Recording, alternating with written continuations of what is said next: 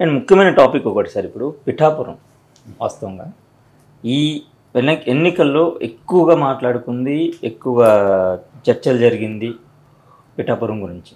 ఎందుకంటే ఆల్రెడీ వంగగీత గారు ఎంపీగా పోటీ చేస్తున్నారు. ఆవిడ గత 4 సంవత్సరాలు 5 సంవత్సరాల నుంచి ఆవిడ. ఇప్పుడు కొత్తగా పవన్ కళ్యాణ్ గారు పోటీ చేశారు. సో ఈ వ్యత్యాసం ఇప్పుడు రానున్న రోజులు ఎలా ఉండబోతుంది అంటే, కొంతమంది ఖచ్చితంగా 1,00,000 మెజారిటీతో పవన్ కళ్యాణ్ గెలుస్తారు అనేది ఒక మాట, కొన్ని చోట్ల కొంచెం డిఫరెన్స్ తోటి పవన్ కళ్యాణే వస్తారు అనేది ఇంకొక మాట. సో దీన్ని ఎలా విశ్లేషించవచ్చు వాస్తవంగా ఆలోచిస్తే? ఎందుకంటే ఇద్దరు కూడా కాపు సామాజిక వర్గానికి చెందిన వాళ్ళే. సో వీళ్ళు ఎవరికి ఓటు వేసే అవకాశం ఎక్కువ ఉంది, ఎవరిని ఆదరించే అవకాశం ఎక్కువ ఉంది, ఎవరికి అధికారం ఇచ్చే అవకాశం ఉంది? పిఠాపురం ఆంధ్రప్రదేశ్లో నియోజకవర్గాలు అన్నిటికన్నా, నేను ముఖ్యంగా ఇంకొక విషయం చెప్పాలంటే, పిఠాపురం అంతకుముందు అంత పెద్దగా ఎవరికి తెలియదు. కాకినాడ పక్కన ఒక ఊరు ఆ దగ్గరలో అన్న అంతవరకు. కానీ ఇప్పుడు మారుమోగిపోయింది పిఠాపురం. పవన్ కళ్యాణ్ గుడి చేయడంతో వస్తుంది అది. మన్నాడు గుడి పేరు అన్నారు కదా, శశికళ. మన్నాడు గుడి అంటే ఎవరికి తెలియదు. మన్నాడు గుడి మాఫియా అంటారు తమిళనాడులో. శశికళకి మన్నాడు గుడికి సంబంధించింది. పాపులర్ అయిపోయింది ఆ ఏరియా. ఒక్కొక్క ఏరియా ఒక్కోసారి పాపులర్ అవుతాయి. చాలా పిఠాపురంకి పవన్ కళ్యాణ్ వల్ల పాపులారిటీ వచ్చి ఉండొచ్చు. అది ఒక కుతుమట్టమైనటువంటి నియోజకవర్గం పిఠాపురం. అప్పుడు ఇదివరకు 45 గ్రామాలు ఉండి 54 చేర్చారు. దగ్గర గ్రామాలు. పర్యటన చాలా ఈజీ. పొద్దున మొదలు పెడితే సాయంత్రానికి మొన్నటిగా నియోజకవర్గం రౌండ్ అయిపోవచ్చు. చాలా ఈజీ. దగ్గర అందరూ పేర్లు పెట్టి పిలుచుకోవచ్చు. అందరూ పేర్లు పెట్టి పిలుస్తారు. నియోజకవర్గాల గ్రామాలు అన్నీ కలిపి ఉన్నట్టు ఉంటాయి. అన్ని బంధువర్గాలే, బాగా దగ్గర బంధువర్గాలు.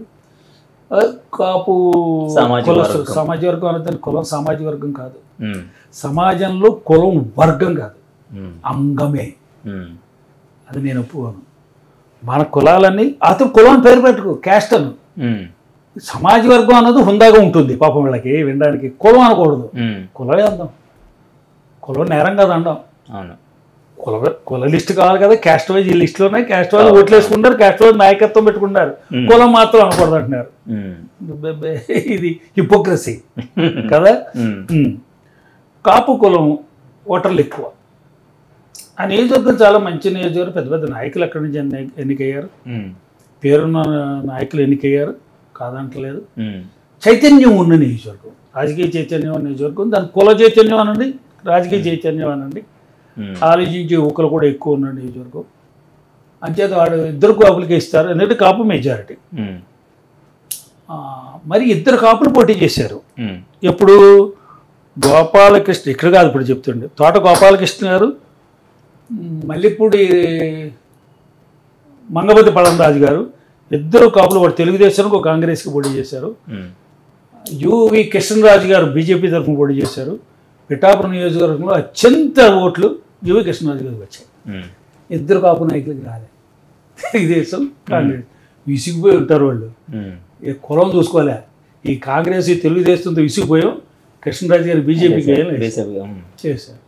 కాబట్టి కులం ప్రధాన అంశంగా నడుస్తుంది అన్నది కాదండి, నడవదండి. ఎప్పుడు నేను చూస్తూ వస్తాను.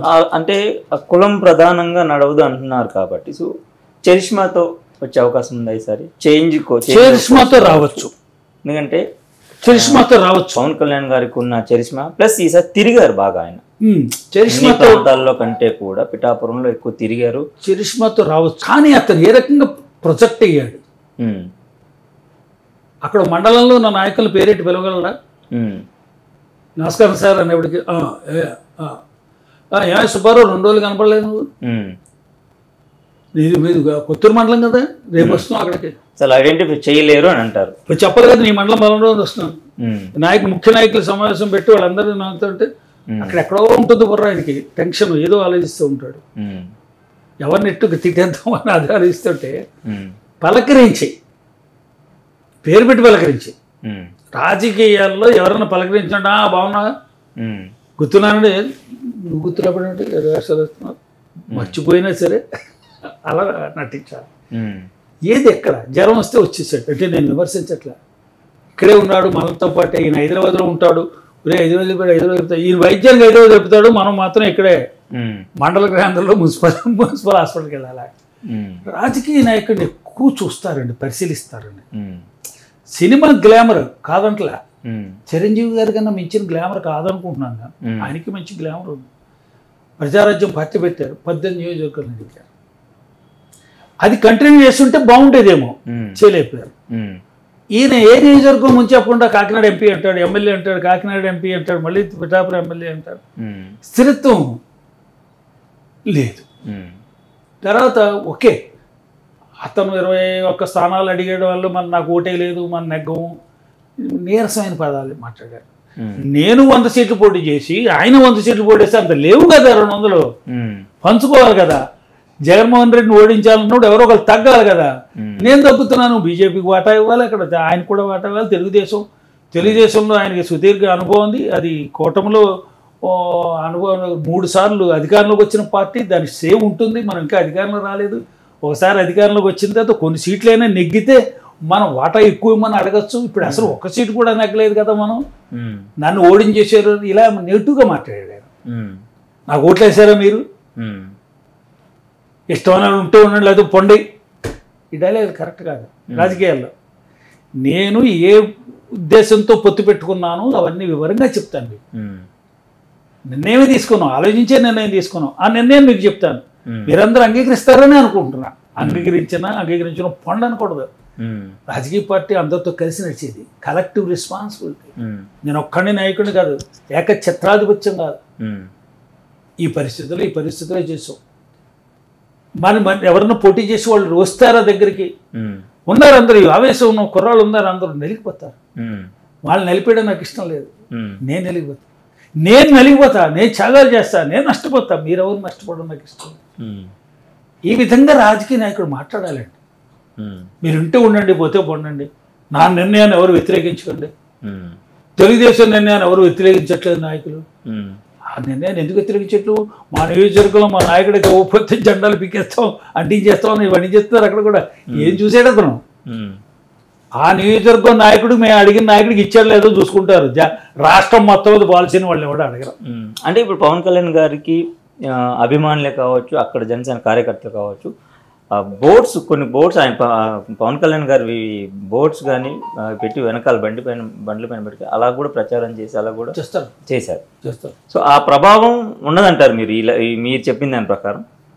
రాజకీయాల్లో ఈ వాతావరణాలు, ఊరేగింపులు, సైలెన్సర్ బండికి సైలెన్సర్ పీకి తొడ సౌండ్లు ఇవేం పెద్ద వర్కౌట్ అవ్వండి. అతను మరి ఎందుకు ఓడిపోయాడు? వెషగొడవలు ఓడిపోయాడు. బలమైన నియోజకవర్గం కోపలికి భీమవరం గాజువా ఓడిపోయాడు.